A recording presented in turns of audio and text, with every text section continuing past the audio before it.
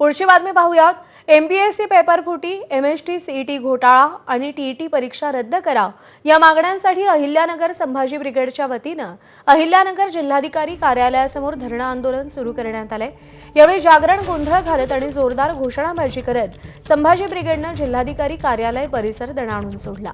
राज्यात आणि देशात सातत्यानं पेपर फुटीचे प्रकार समोर येत असून समाधानकारक कारवाई होताना दिसत नाही असा आरोप आंदोलकांनी केलाय। तर सरकारनं ऑनलाईन पेपर घेण्याऐवजी ऑफलाईन पेपर घ्यावेत अशी ही मागणी करण्यात आली। मागणी मान्य न झाल्यास क्रांतीदिनी राज्यभर तीव्र आंदोलन करण्याचा इशारा देण्यात आलाय।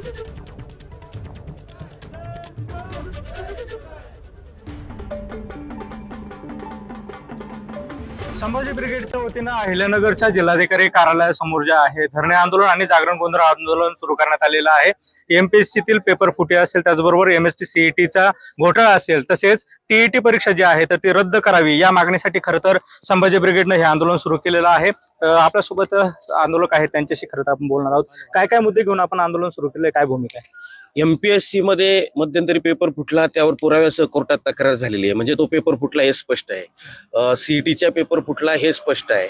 किंवा ज्या लोकांनी 25 वर्षापूर्वी शिक्षक म्हणून काम करत असताना IPS IAS लोक घडवले आणि आज 25 वर्षानंतर त्यांना टीईटी सक्तीची केली जाते, ही कुठेतरी आमच्या गुरुजनांची अवहेलना आहे। आमची मागणी आहे टीईटी रद्द करा, एमपीएससी सीईटी याच्या पेपर फुटले याची सखोल चौकशी करून दोषीवर कारवाई करा। परंतु या सगळ्या बाबीमध्ये आम्हाला न्यायपालिकेवरही आता विश्वास राहिलेला नाही। न्यायपालिका आम्हाला झुरळ म्हणतीये। न्यायपालिकेला माझा प्रश्न आहे, या देशातली बेरोजगारी न्यायपालिकेला दिसत नाहीये का? या देशामध्ये सातत्यानं पेपर फुटतायत, त्या बाबतीत सातत्यानं बातम्या येत आहेत, न्यायपालिकेला हे दिसत नाहीये का?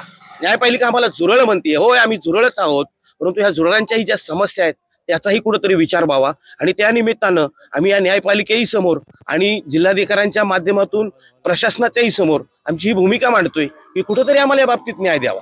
अडचणी हेच आहेत की रात्रंदिवस अभ्यास करायचा प्रत्येक विद्यार्थ्यांनी, एवढा अभ्यास करून सुद्धा त्याला यश येत नाही। मग एवढा अभ्यास करून सुद्धा त्याचा फायदा काय नेमकं? उद्या मला सीईटी द्यायची, मग ती आताच प्रश्न पडतो, मी उद्या तो पेपर देऊ का नको? सरकारला विनंती आहे की ऑनलाईन फॅड बंद करा, सगळ्या परीक्षा ऑफलाईनच झाल्या पाहिजे। जर ऑनलाईन तुम्ही हे कायमचं ठेवलं तर संभाजी ब्रिगेड त्या भाषेत उत्तर देणं 100% बंद करेल। जर शासनाने याची दखल घेतली नाही तर भविष्यात आणखीन तीव्र स्वरूपाचं आंदोलन करू असा देखील इशारा देण्यात आलाय। सुनील भोंगळे, एबीपी माझा, अहिल्यानगर।